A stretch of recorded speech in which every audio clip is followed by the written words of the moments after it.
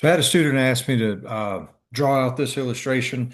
I've built this in the lab, but however, it's been thrown away, so I was unable to find that and not to waste a bunch of oxygen tubing, corrugated tubing, and so forth.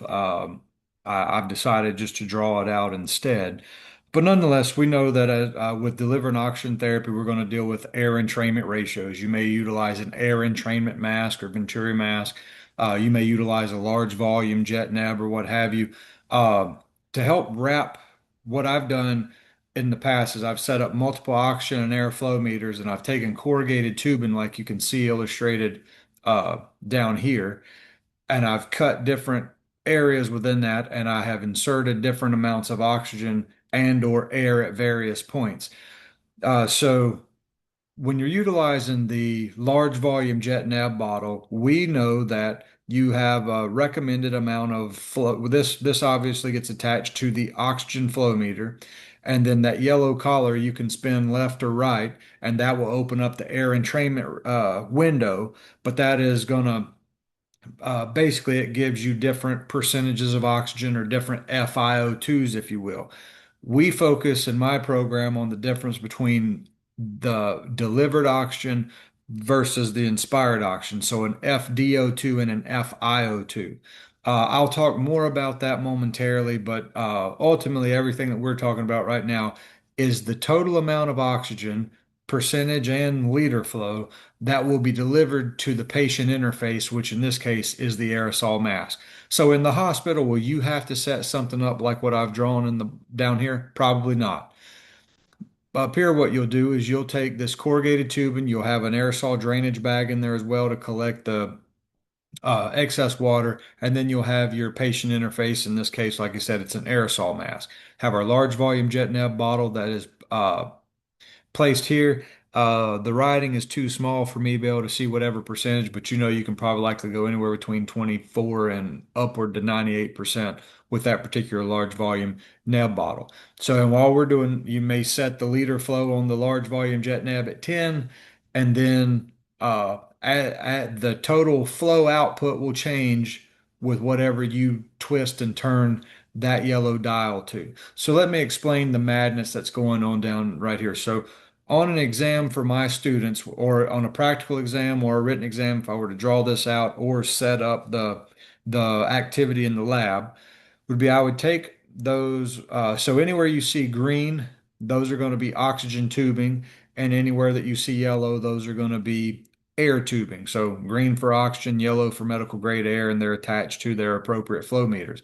Now, obviously, I didn't have enough room in the to put in multiple flow meters, but this would require multiple flow meters because the majority of our flow meters are calibrated at 15 liters per minute. There are some higher flow uh, meters that are calibrated at higher flows, but nonetheless, we'll pretend all these are calibrated at 15. So just for grins and giggles, bear with me and say that we have multiple. So for instance, down here, you see two oxygen lines going to this flow meter. So let's pretend there's two flow meters right there. And then we have one, two, three, four lines. And let's say that I have four different air flow meters that are capable of producing the liter flows that you see listed with each line that's presented there.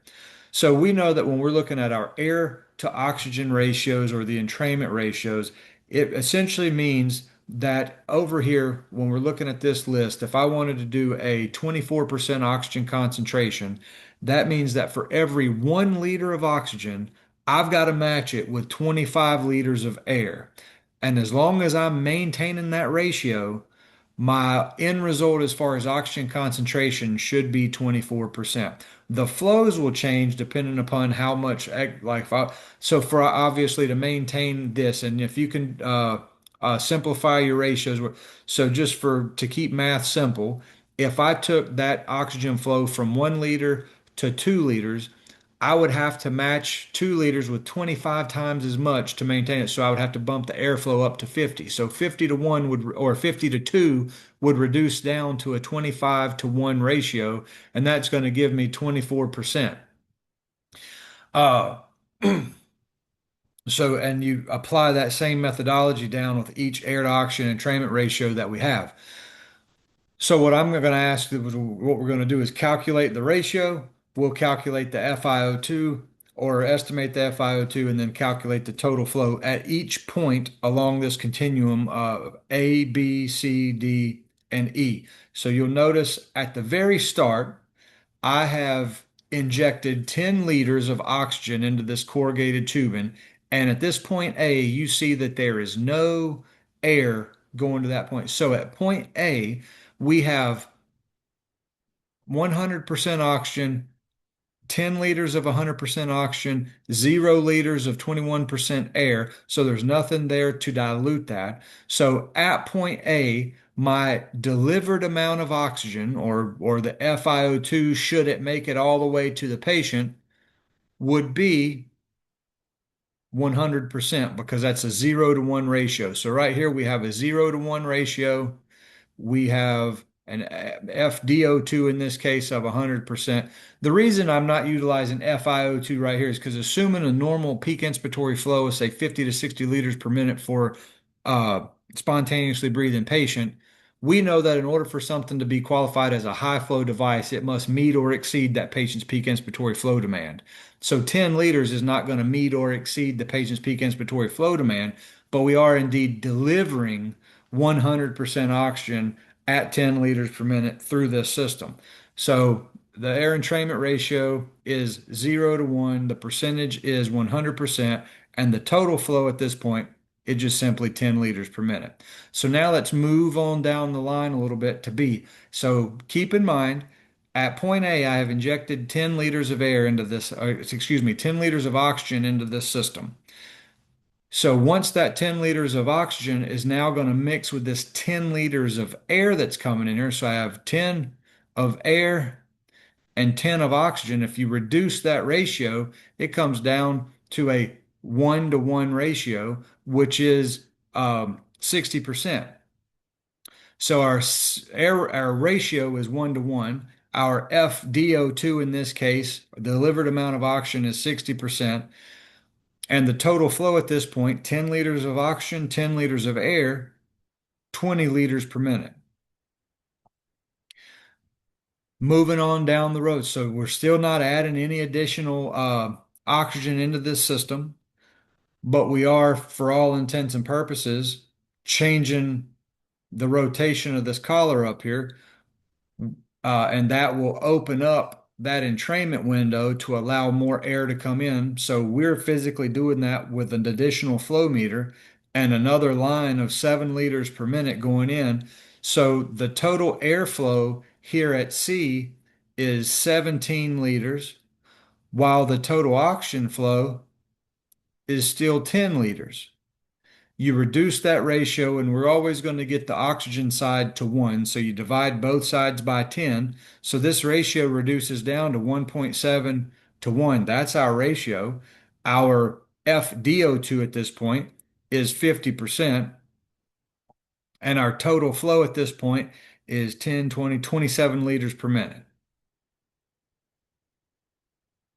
So now we'll move on to D.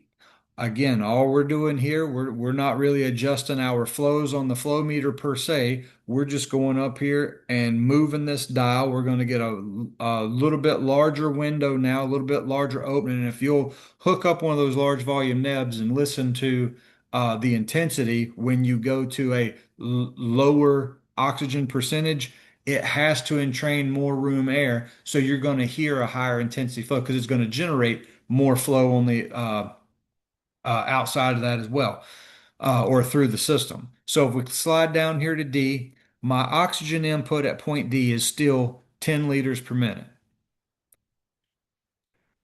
But now look and see that I have applied an additional 33 liters per minute of air on top of the 17 liters that was already in there. So I have 50 liters per minute of air matched with 10 liters of oxygen. That reduces down to a 5 to 1 ratio, which is an approximate FiO2 of 35%. And at this point, our total flow is 60 liters per minute. And lastly, if I now add in another flow meter and another line of air and tie that in at point E. And I also tie in another oxygen line via another oxygen flow meter at point E. At this point, my total oxygen flow is 20 liters per minute. I've added in an additional 10. So now my total airflow is 60 liters per minute at this point. That will reduce down to a 3-to-1 ratio. We know that a 3-to-1 ratio is 40% as far as oxygen is concerned, and the total flow through that system um, is now 80 liters per minute. So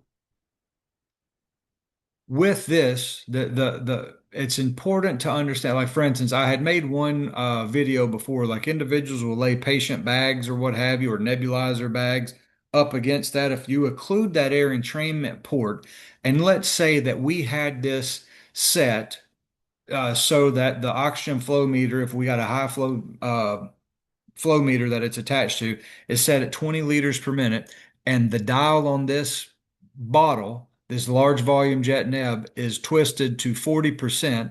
That means that this bottle, with an input flow of 20 liters per minute of oxygen, that air entrainment window that opens up here is going to pull in 60 liters of air so that we can have a true 40% going to the patient. And hopefully, if that patient's peak inspiratory flow is no greater than, 40 to 60 liters per minute, we're given a total flow going to that aerosol mask of 80 liters per minute of 40%. So in this scenario, we are likely delivering 40% and the patient is indeed inspiring 40%. So with that, let's assume that we were to cut those flows. So let's say that the oxygen flow meter was set at 20 liters per minute, and somebody come in and cut that in half. So if they cut that oxygen flow meter in half at 20, from 20 to 10, so if it went from 20 to 10, and we never changed the dial on that large volume jet neb, then at 10 liters through that open window, it's only going to pull in now 30 liters per minute. And that's going to be a total flow of 40. If that patient's peak inspiratory flow is 50 liters per minute, although we're still delivering 40%, when this patient breathes in, they're going to get that 40 liters of flow at 40% through the aerosol mask, but through these open holes right here on the mask, that patient's going to draw in additional room air that would further dilute that 40%. So that patient's not going to have a true FiO2 of 40%. With a high flow device, we must meet or exceed the patient's peak inspiratory flow demand in order for it to be a true high flow device. It's also why it's super important if you're working in a facility where you have individuals that just come and arbitrarily turn down flows on these flow meters. We've got to be mindful of that and understand that, you know, if they turn the flow down on the flow meter in an attempt to wean the oxygen percentage, they did not rotate this dial, so the O2 percentage did not change, but the total flow output went. And that's why it's important to understand the difference between your FdO2 and your FiO2, because by this column here or collar on the large volume jet neb, look at that and read 40% all day long. But if my input flows 2 liters per minute of oxygen, then that's going to be problematic because it's only going to pull in 6 liters of air. And that's only, while that will maintain the same percentage, that's not going to be enough to satisfy the inspiratory flow demand for the patient. So while this looks chaotic and crazy, this helps explain how that system works and how it pulls in air depending upon how you rotate and turn that dial, or the FiO2 oxygen percentage that you adjust that dial to. Thank you all for your time and attention. I hope you have a good day.